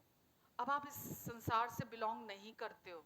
यीशु ने जितने भी चिन्ह चमत्कार किए, इस सच्चाई के प्रति जागरूक होते हुए किए कि मैं इस संसार से बिलोंग नहीं करता। वचन में लिखा है यीशु आए ताकि शैतान के कामों का नाश कर सके, शैतान के कामों का, ना कि हम शैतान से ऑप्रेस्ड अपनी जिंदगी जिए, कि वो हमें सता रहा है, वो हमें तंग कर रहा है, वो नेगेटिव बातें हमारे अंदर डाल रहा है, वो अपने झूठ, अपने धोखे से हमें हमें हमारे मन को यूज कर रहा है ना, हमारे पूरी रीति से हमने खुला छोड़ दिया अपने मन को, अपने थॉट्स को, कि वो जो बोल रहा है आकर हम उसको ही सच मान रहे हैं, जैसा कि हव्वा ने सच माना था। हव्वा को भी उस समय लगा था, अरे परमेश्वर ने ये सच मुझसे छुपा कर रखा था, परमेश्वर ने ये सच मुझे नहीं बताया था कि अगर मैं इस वृक्ष के फल में से खा लूंगी तो मैं परमेश्वर की जैसी हो जाऊंगी। अरे परमेश्वर तो अच्छे हैं, पर इतने भी अच्छे नहीं है, क्योंकि उन्होंने तो ये सच मुझसे छिपा के रखा था। ये तो शैतान का भला हो जिसने आके इस सच को मेरे ऊपर रिवील कर दिया, मुझे बता दिया, बहुत अच्छा हुआ। और उसने उसको सच माना, उस झूठ को, और वैसा ही सोचने लग गई, वैसे ही विचार करने लगे, वैसे ही इमेजिन करने लग गई। और पूरी सृष्टि देखो उसके प्रभाव में आई।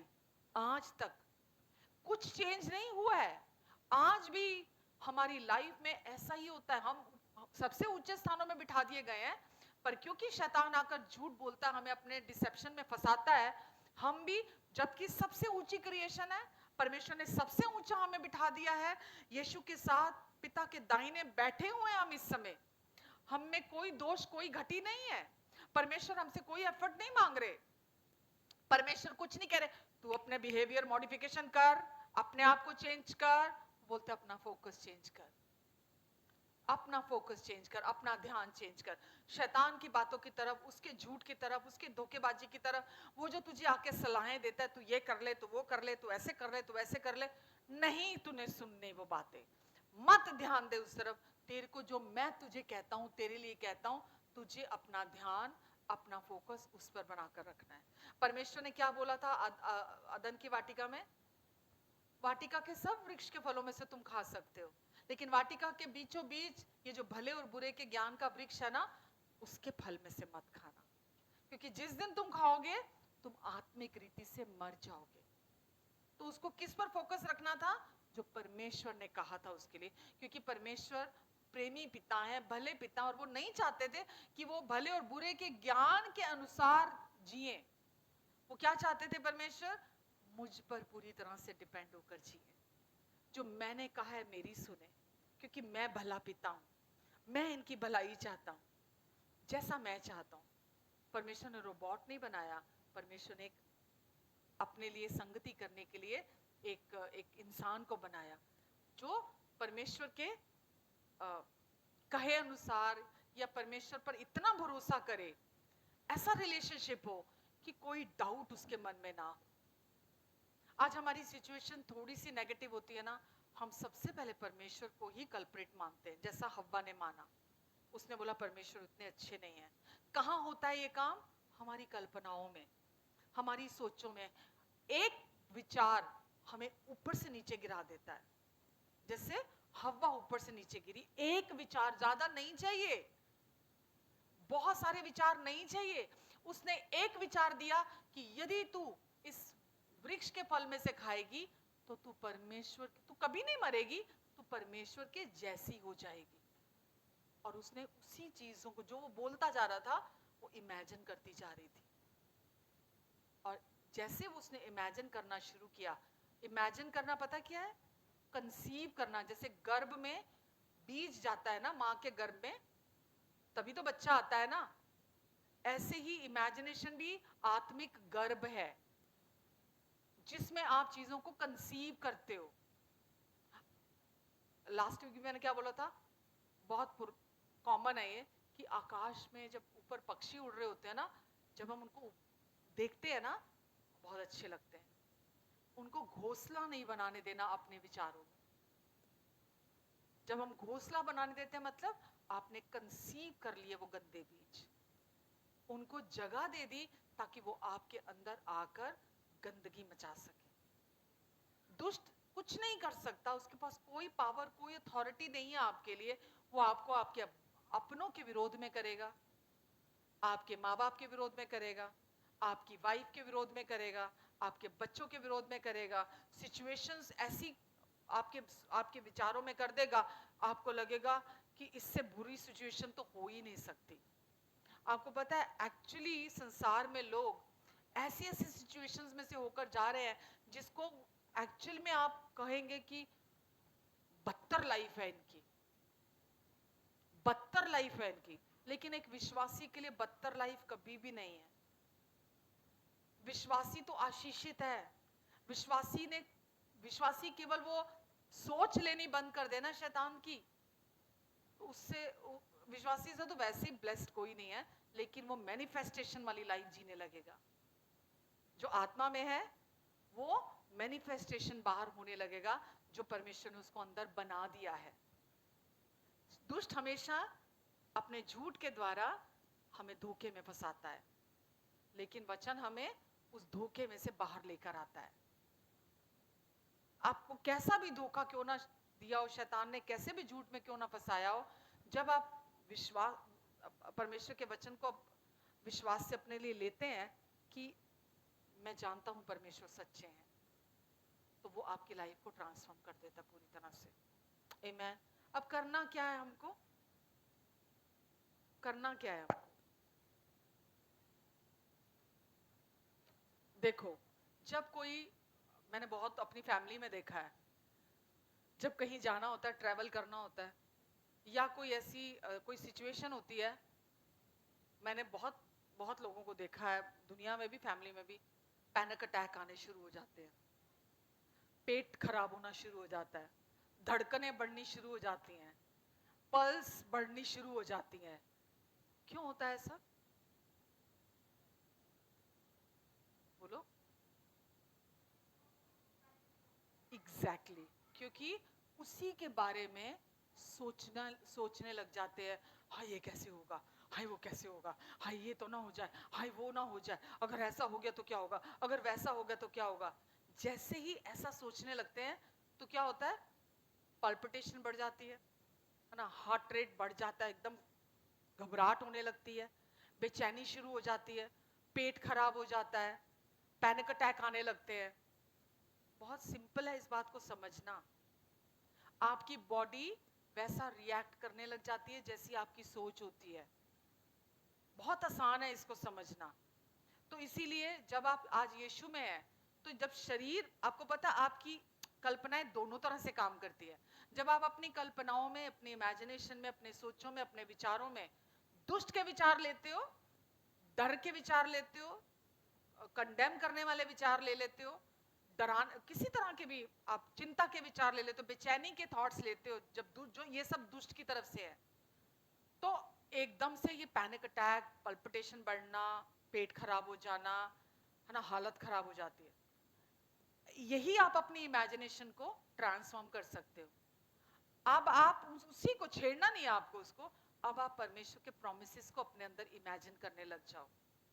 आप परमेश्वर के जैसा वो आपको बोलते हैं, जैसा वो आपको देखते हैं, जो उनकी आपके प्रति राय है, जो उनका वचन आपके लिए वायदे करता है, जब आप उसको देखने लग जाओ अपनी इमेजिनेशन में, अपने अंदर देखने लग जाओ, तो क्या होगा? शरीर पर मन लगाना, आत्मा पर मन लगाना, तो क्या अनुभव करोगे आप? आपकी बॉडी में कैसे सिम्टम आएंगे? आपके इमोशंस कैसे होंगे? जैसी आपकी इमेजिनेशन वैसे ही आपके इमोशंस। तो हमारी भावनाएं हमें बता देती है अंदर क्या चल रहा है।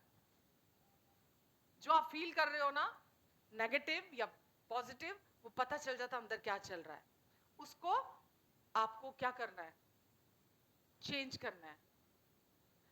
मैंने भी ऐसी ऐसी सिचुएशन आई जब मैं परमेश्वर के प्रोमिसेस को लेकर खड़ी हुई, क्योंकि मैं मतलब मेरे को अंदर से पता था कि परमेश्वर के अलावा कोई और उपाय है ही नहीं है, परमेश्वर के अलावा कोई हल है ही नहीं है।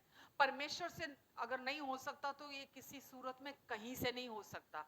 ये अंदर कन्विक्शन पूरी रीति से होना चाहिए।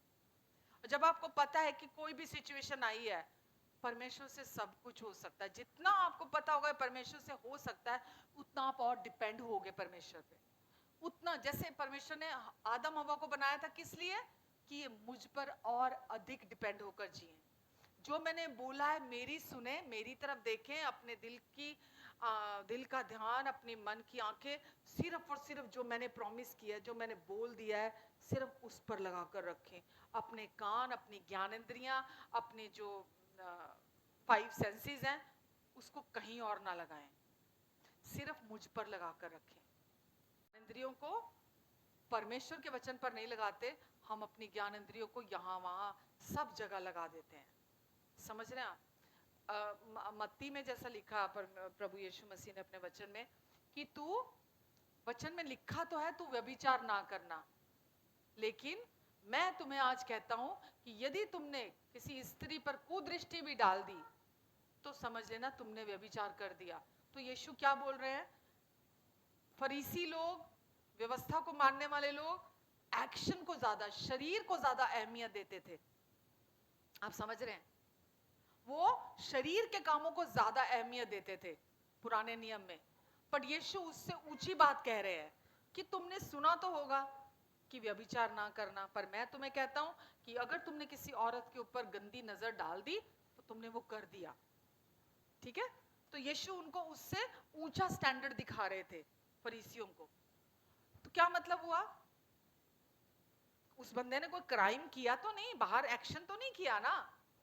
अचानक कुछ नहीं होता किसी की लाइफ में। जब आप कुदृष्टि डालते हो, आप बार बार उसके बारे में सोचने लगते हो, मौका मिलते ही इंसान उस काम को कर लेता है। काम कहां से शुरू होता है? इमेजिनेशन, आपकी सोचों से, आपके विचारों से। आप, मैंने बोला ना अभी, आप जो कमजोर एरिया, वीक एरिया अपनी लाइफ में रखते हो, शैतान के लिए वो चारा है, इनविटेशन है उसके लिए। आप जिस चीज के लिए भी रखते हो वो उस चीज को आपके अगेंस्ट में यूज करता है। अब अगर कोई भी इंसान मर्डर के थॉट्स ले रहा है या अडल्ट्री के थॉट्स ले रहा है, पुलिस पकड़ के ले जाएगी क्या उसको? अगर अडल्ट्री के थॉट्स आ रहे हैं, मर्डर के थॉट्स आ रहे हैं, पुलिस ले जाएगी उसको, पकड़ के सजा दे देगी क्या? नहीं देगी ना। लेकिन यीशु क्या बोल रहे हैं? ये शुरू कहां से होती है अडल्ट्री, मर्डर शुरू कहां से होता है? हाँ, पहले एक थॉट आता है, एक सोच आती है, फिर इंसान उसको इमेजिन करना शुरू कर देता है, उसकी कल्पना करना शुरू कर देता है। और जैसे वो उसकी कल्पना शुरू करता है, वो बीज अपने कल्पनाओं में डाल रहा है। और जब वो बीज कल्पना में आते हैं तो वो मैनिफेस्टेशन के साथ आते हैं, चाहे वो पाप के प्रति हो, चाहे वो धार्मिकता के प्रति हो। जिस चीज को कंसीव करोगे वही तो प्रोड्यूस होगा ना, वही तो उत्पन्न होएगी जो आपने अंदर डाली हुई होएगी। तो आपको इसीलिए, अगर जो लाइफ आप जी रहे हो, अगर वो आपको पसंद नहीं है, आप थक चुके हो, आप हार चुके हो, क्या करने की जरूरत है? बस अपनी सोच को चेंज करना है। एक नई सोच ले लो, एक नया थॉट ले लो कोई। वो एक नया थॉट जब कंसीव कर लोगे आप, वो आपकी लाइफ को ट्रांसफॉर्म कर देगा, आपकी लाइफ को चेंज कर देगा। परमेश्वर अच्छे पिता हैं, उनसे सब कुछ हो सकता है। वो कहते तू किसी भी बात की चिंता ना कर, तू मत डर किसी भी तरह से। वो बोलते मैं तुझ पर दोष नहीं लगाता, तू मेरी प्रिया है, तू हर तरफ से खूबसूरत है, तुझ में कोई दोष और घटी नहीं है, तू मेरी है, तू मेरी दृष्टि में अनमोल ठहरी है, तू बहुमूल्य है, मैंने तुझे नाम लेकर बुलाया है। इसलिए नहीं कि बॉडी ऑफ क्राइस्ट आज भी रोगी हो, बीमार हो, परेशान हो, चिंता में हो, एडिक्शंस में हो, डिप्रेशन में हो, इसलिए नहीं बुलाया आपको। आपको एक नई सृष्टि बना दिया है ताकि आप यहाँ मिसाल बन जाओ। इस दुनिया में, इस धरती पर आप अपने लिए जो देखना चाहते हैं उसको इमेजिन करना शुरू करो, जैसा परमेश्वर का वायदा कहता है, जो परमेश्वर का प्रॉमिस है। मालूम है दुनिया वाले लोग वचन को, वो यीशु को तो बिलीव नहीं करते, लेकिन उनको ये समझ में आ चुका है कि अच्छा, जो हम सोचते हैं वो होने लग जाता है, जो हम बोलते हैं वो होने लग जाता है। वो उसका फायदा उठाने लग गए हैं। लेकिन वचन में लिखा है जिस घर को परमेश्वर ना बनाए उसका बनाना व्यर्थ है। वो बड़े तो लगते हैं, फ्लरिश कर रहे हैं तो दिखते हैं, लेकिन बिना परमेश्वर के वो बेकार है। आपके पास और मेरे पास वो पावर है, आज आप कुछ भी चेंज कर सकते हो अपनी लाइफ में। सबसे पहले क्या? अपनी आइडेंटिटी जो यीशु ने आपको बना दिया, पूरा किया। वो पुराना इंसान जो गंदा था, पापी था, दोषी था, जो बीमार रहता था, रोगी था, जो गुस्सैल था, जो ढीठ था, जो जिद्दी था, जो हमेशा विरोध करता था, वो खत्म हो गया। वो खत्म हो गया। यीशु ने आपको अपने साथ एक आत्मा करके जोड़ दिया। अब आप उनके साथ एक आत्मा होकर जुड़ चुके हो। कोई फर्क नहीं रहा अब आप में और उनमें। हम में से यहाँ कोई ज्यादा पवित्र नहीं है, आप में हम में से कोई ज्यादा अच्छा नहीं है कि पहली लाइन ज्यादा अच्छी है लास्ट लाइन कम अच्छी है, या मैं ज्यादा पवित्र हूं मैं ज्यादा अच्छी हूं, बिल्कुल भी नहीं। हम सब यीशु की देह के साथ एक कर दिए गए हैं। हम सब के एक ही रीति से पाप माफ किए गए हैं, धो दिए गए हैं, शुद्ध कर दिए गए हैं। हम सब यीशु के द्वारा वो हमारे लिए पाप बने ताकि हम यीशु में होके परमेश्वर की धार्मिकता बन जाए। हम एक दूसरे को देख के कंपैरिजन करते रहे, हम जलन रखें, हम एक दूसरे को देखकर सोचते रहे अरे ये तो इतना है, इसके पास तो इतना है, ये तो ऐसा जी रहा है, वो फलाना व्यक्ति तो देखो उसकी तो वो तो कैसा गरीबों की तरह रह रहा है। वो उसकी प्रॉब्लम है भाई। अगर कोई कमी घटी में रह रहा है वो उसकी प्रॉब्लम है। विश्वासी होने के बावजूद वचन में लिखा है परमेश्वर तो आपके शत्रु को भी यूज कर सकते हैं आपको ब्लेस करने के लिए। अगर आज आप श्राप के नीचे है, कमी घटी में है, बीमार है, कोई दोषी नहीं है, किसी की गलती नहीं है, कोई कसूरवार नहीं है। करते रहो एक दूसरे को जज, करते रहो एक दूसरे को जज, किसी को कोई फर्क पड़ने वाला नहीं है, आप ही को पड़ेगा। परमेश्वर ने आपको अपने जैसा बना दिया है। वचन कहता है जैसा यीशु है वैसे ही इस समय इस धरती पर हम भी हैं। और एक जगह लिखा है, नीति वचन शायद 26 में लिखा है, मनुष्य जैसा अपने मन में सोचता है वो वैसा है। वो किसी की वजह से वैसा नहीं है, किसी की वजह से वैसा नहीं है। एक दूसरे को ब्लेम करके खुश होते रहो, अपने आप को जस्टिफाई करके। लेकिन बाइबल क्या बोलती है? मनुष्य जैसा अपने मन में विचार करता है वो वैसा ही है। आप अपने मन में जैसा अपने आप को अपने लिए विचार करते हो, अपने आप को जैसा देखते हो, अपने लिए जैसा सोचते हो, आप वैसे ही होगे। अगर अपने आप को रोगी और बीमार देखते हो वैसे ही होगे। अगर शरीर में मोटापा दिख रहा है, मैं तो बहुत मोटा हो गया, मैं शरीर कैसे कम करूं, मेरा तो शरीर ऐसा हो गया, मैं तो मोटापा, अब तो मोटापे के साथ ब्लड प्रेशर भी आ जाएगा, अब तो मोटापे के साथ डायबिटीज भी आ जाएगी, आर्थराइटिस भी आ जाएगा, थायराइड भी आ जाएगा, अब तो आएगा, आएगा ही आएगा। आप इमेजिन करो, आप बोलो, आप सोचो, श्राप तो इंतजार कर रहे हैं आपके ऊपर डोमिनियन करने के लिए। श्राप तो इंतजार कर रहे हैं आपके ऊपर अथॉरिटी लेने के लिए। आप सोचो ना, मैं तो 40 साल का हो गया, अब तो जोड़ दर्द होएंगे ही होएंगे, अब तो 40 साल का हो गया, मेरी मम्मी को डायबिटीज था, मेरे दादी को कैंसर था, पूरे चांस है कैंसर होने के। आएगा, बुला रहे हो श्राप को, वो तो आएगा ही आएगा।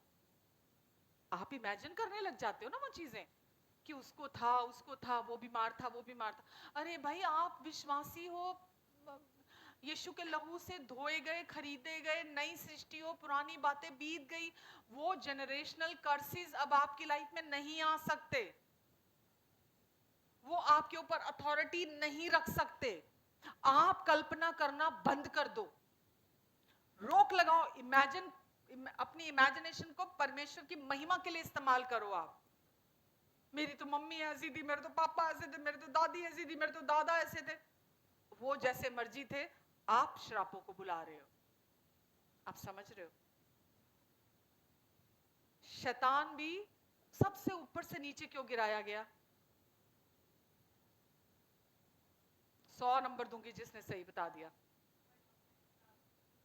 इमेजिनेशन उसने अपनी कल्पना में पहले ये प्लानिंग बनाई, वो सोचा, वो विचार किया, और सबसे ऊंचे से निचले स्थानों में वो गिर गया।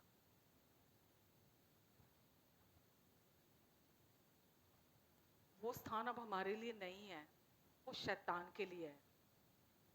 बीमारी हमारे लिए नहीं है, कोई रोग हमारे लिए नहीं है। परमेश्वर हर समय आपको देख के मुस्कुराते हैं। परमेश्वर के पास हमेशा हर समय आपके भलाई के लिए योजनाएं हैं। वो आपके जिंदगी को फ्लरिश करना चाहते हैं। वो ब्लेसिंग जो उन्होंने आदम को सबसे पहले बनाने के बाद दी थी कि मैं तुझे ब्लेस करता हूं, जा, फ्रूटफुल हो, मल्टीप्लाई हो, पूरी पृथ्वी में भर जाओ। वो आपको फ्रूटफुल देखना चाहते हैं, वो आपको फ्लरिश होते हुए देखना चाहते हैं, वो आपको मल्टीप्लाई होते हुए देखना चाहते हैं। चाबी किसके पास है? कहीं नहीं है। इसीलिए अपनी इमेजिनेशन को करप्ट नहीं करना। शैतान की बातों को सुन सुन के वो भड़काता रहता है, वो उकसाता रहता है, वो उकसाता रहता है, इसके खिलाफ, उसके खिलाफ, आज के खिलाफ, कल के खिलाफ, सुबह के खिलाफ, शाम के खिलाफ। उसका तो काम ही यही है कि आप धोखे में पड़े रहो और जिंदगी गर्क कर लो अपनी। हमेशा आंख बंद कर कर बैठा करो, वर्शिप का सॉन्ग लगाया करो, वर्शिप का सॉन्ग लगा के इमेजिन किया करो उस प्यार को। जिस चीज को ध्यान देते हैं हम उसको पावर देते हैं। आप जिस चीज को अपना ध्यान दोगे उसको पावर दोगे। ये लाइन समझ में आ गई ना? अगर आज आपको जो मैं बोल रही हूं, जिस चीज को आप अपना ध्यान दोगे, श्राप को ध्यान दोगे, श्राप को पावर दोगे। आशीष को ध्यान दोगे, अपना फोकस दोगे, तो आशीष को पावर दोगे आप। ये खराब हो गया, वो खराब हो गया, कुछ नहीं बदलेगा, कुछ नहीं सुधरेगा, ये क्या है? श्राप को पावर दे रहे हो आप। शिकायत करते रहना, कुड़कुड़ाना, कंप्लेन करते रहना, बुराइयां करते रहना, बोलते रहना, सोचते रहना, गंदा सोचते रहना, हर टाइम दूसरों की तरफ, दूसरों को जज करते रहना, ये सब श्राप को पावर दे रहे हैं। और दुष्ट का काम यही है। आपको क्या करना है? मुझे अपना ध्यान किसी दूसरी तरफ नहीं देना।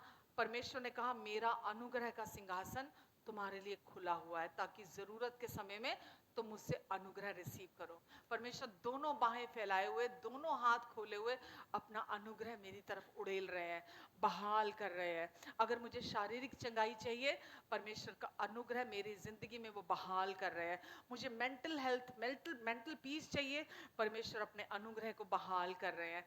मेरी लाइफ में जो भी आपके एरियाज हैं, जो भी आपके कंसर्न्स हैं, जो भी आपके कंसर्न्स है, परमेश्वर चाहते हैं छोटे बच्चे की तरह आप उनके पास आओ और उनको वो सारे कंसर्न्स देते चले जाओ। तुम्हारे प्रार्थना, विनती, निवेदन धन्यवाद के साथ मेरे सम्मुख उपस्थित किए जाएं। तुम्हारे सारे कंसर्न, तुम्हारी सारी प्रार्थनाएं धन्यवाद के साथ मेरे सम्मुख प्रस्तुत किए जाएं, उपस्थित किए जाएं। तब परमेश्वर की शांति, तब परमेश्वर की शांति जो समझ से परे है, तुम्हारे मन, दिल और विचारों में शैतान के विचार उसी समय ध्वस्त हो जाएंगे। परमेश्वर की शांति आपके लाइफ में आ जाएगी। और जो बातें, जो यीशु ने क्रूस पर काम पूरा कर दिया, जैसा वो आपको देखते हैं, जो आपके प्रति राय रखते हैं, जो बातें सच्ची हैं, पवित्र हैं, सुहावनी है, मनभावनी, क्या है? जो परमेश्वर की राय आपको लेकर है, जो परमेश्वर की सोच आपको लेकर है। कोई आपको कैसा देखता है, कोई आपके बारे में क्या सोचता है, कोई आपके बारे में क्या बोलता है, कोई आपके बारे में क्या राय रखता है, कोई आपको कैसा रखता है, कोई आपको कैसा ट्रीट करता है, it is none of your business. परमेश्वर को आपके लिए खड़ा होने दीजिए। परमेश्वर शत्रु से भी फेवर दिला सकते हैं। श्राप को पावर मत दीजिए, आशीष को पावर दीजिए। जितना आप परमेश्वर के प्रॉमिसेस को फोकस करेंगे, अंदर आशा आएगी, और जैसे आशा आपके अंदर उठेगी, विश्वास आपके लिए काम करेगा। आपके कोशिशों के बिना विश्वास आप नहीं जगा सकते अपने अंदर, आशा आप जगा नहीं सकते। परमेश्वर के वायदे आपके अंदर आशा को लेकर आते हैं, होप को लेकर आते हैं। होप आपके जब अंदर आती है, आपकी इमेजिनेशन होप से भरने लगती है, और जब आपकी कल्पनाएं आशा से भरने लगती हैं, विश्वास काम पे लग जाता है। समझ रहे हैं आप?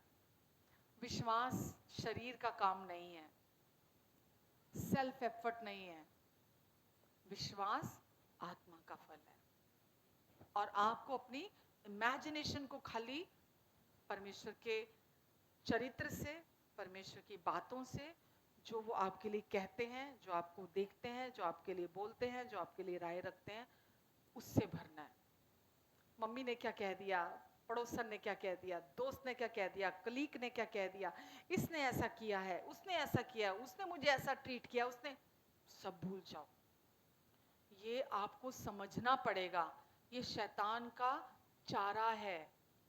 धोखा है जो वो आपका फोकस परमेश्वर से हटाना चाहता है, कहीं भी लगाना चाहता है, परमेश्वर को छोड़कर, उनकी भलाई को छोड़कर। कुछ नहीं चाहिए आपको और मुझे, केवल परमेश्वर की भलाई। जब आप परमेश्वर की भलाइयों को फोकस करोगे, भलाइयों को देखोगे, भलाइयों को ही देखोगे हर दिन, हैरान होते चले जाओगे। मैं सच बोल रही हूँ, जो मैं प्रचार करती हूँ ना, मैं उसको पहले अपनी लाइफ में एक्सपीरियंस कर चुकी होती हूँ। ऐसे रिश्ते मैंने देखे हैं कि दुष्ट ने पूरी कोशिश की उन रिश्तों को खराब करने की, लेकिन जब आप अपनी सोच को, अपने विचारों को जैसा यीशु सोचते हैं, आप उससे भरकर रखते हो, आप उसको कोई प्लेटफॉर्म नहीं देते हो, कोई जगह नहीं देते उसको काम करने के लिए, तो वो चला जाता है। वहां आप परमेश्वर की खूबसूरती को देखते हो, वहां परमेश्वर की भलाइयों को देखते हो, वहां परमेश्वर की महिमा को देखते हो। आप समझ रहे? तो नहीं चाहिए कूड़ा, नहीं चाहिए। मैं बहुत बार आपको बोलती हूँ, लास्ट बात बोल के खत्म करेंगे। आपके घर में डोर बेल होती है, ये परमेश्वर ने मुझे बहुत साल, 15-16 साल पहले मुझे पूरा ये इमेजिनेशन में मुझे पूरा दिखाया था, है ना, जब मुझे सिखा रहे थे ना कि कैसे अपनी इमेजिनेशन को संभालना है। तो मैंने अपनी डायरी पे लिखती चली गई, लिखती गई। जब परमेश्वर मुझे सिखा रहे थे, मुझसे बात कर रहे थे, परमेश्वर ने ऐसे सिखाया, बोले डोर बेल हुई, एक सेल्समैन आया, ठीक है, और उसके पास घटिया प्रोडक्ट है। वो पूरी शिद्दत से पूरे मतलब आपको कन्विंस कर देगा कि मेरा ये प्रोडक्ट बहुत अच्छा है, ये ले लो आप, ये बहुत चलेगा, इसकी लाइफ बहुत है, ये तो ऐसा है, ये तो ऐसा। वो आपको पूरी अश्योरेंस देगा कि मेरे प्रोडक्ट से अच्छा प्रोडक्ट नहीं हो सकता। अब ये आपकी बुद्धि, आपकी समझ है कि आप उसको लेते हो कि उसको नहीं लेते हो।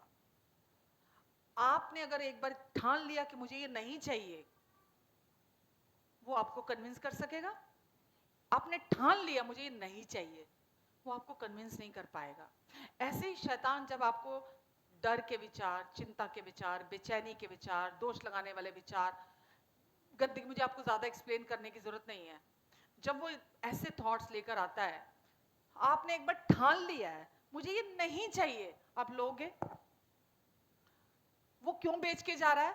क्योंकि उसमें उसका फायदा है, आपका नुकसान है।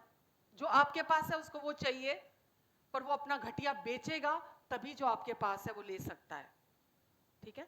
तो वो आता है अपना घटिया सामान बेचने के लिए, शैतान भी आता है अपना घटिया सामान बेचने के लिए, ताकि आपके पास जो अंदर है ना परमेश्वर की पावर, अथॉरिटी, वो उस पर अपना अधिकार जमा सके।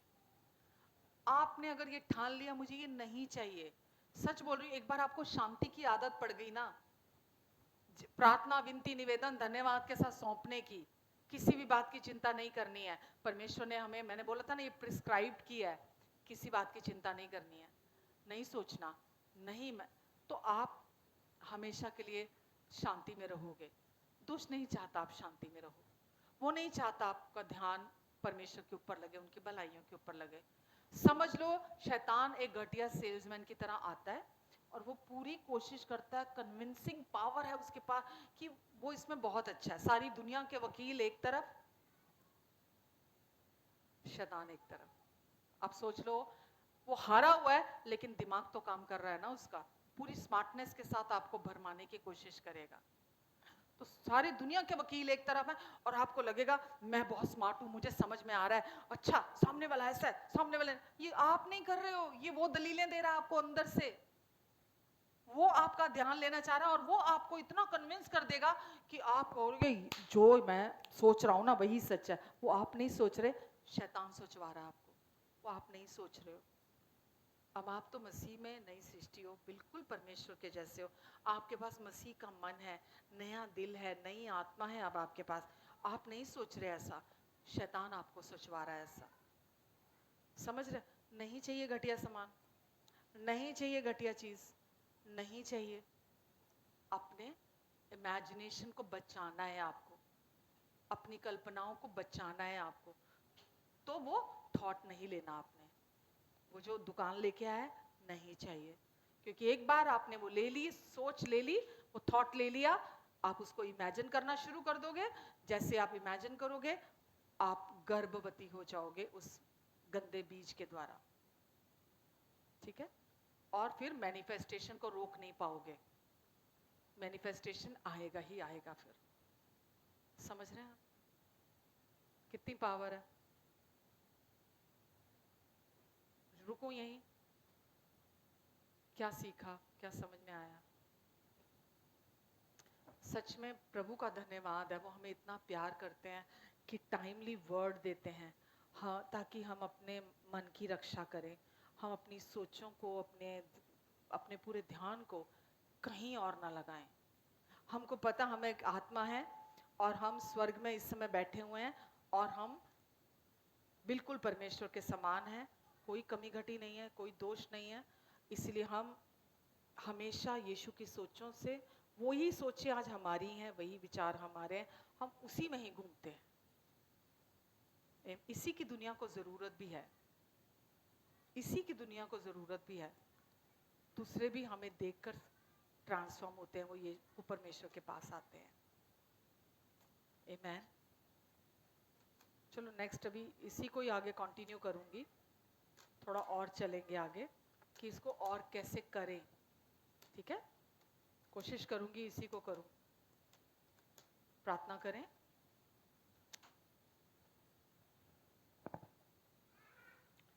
अपना बोझ यीशु पर डाल, कभी ना घबराना। अपने आप से कहिए, अपना बोझ यीशु पर डाल, कभी ना घबराना। ये आपके खुद के लिए है। तेरा आदर मान करेगा, आश्चर्य कर्म करेगा। तेरा आदर मान करेगा, आश्चर्य कर्म करेगा। माता पिता यदि छोड़ भी दे तो वो तो गले से लगाएगा। माता पिता यदि छोड़ भी दे तो वो तो गले से लगाएगा।